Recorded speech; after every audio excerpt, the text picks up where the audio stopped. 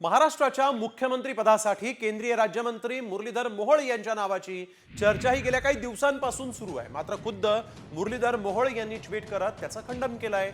मराठा चेहरा म्हणून मुरलीधर मोहोळ यांना संधी मिळू शकते अशा चर्चा सुरू होत्या। मात्र मुख्यमंत्री पदाची चर्चा निरर्थक, कल्पोकल्पित असल्याचं सांगत मोहोळ यांनी या सगळ्या चर्चांचं खंडन केलं आहे।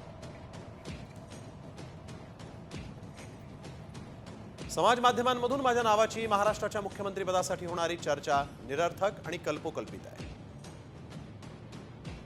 महाराष्ट्र विधानसभा निवडणूक आमचे नेते माननीय देवेंद्रजींच्या नेतृत्वात लढलो। महाराष्ट्राच्या जनतेनं कौलही ऐतिहासिक केला आहे। आमच्या भारतीय जनता पार्टीत पक्षशिस्त आणि पार्टीचा निर्णय सर्वोच्च असतो। असे निर्णय पार्लमेंटरी बोर्डात एकमतावर घेतले जातात, ना की सोशल मीडियाच्या चर्चेवर।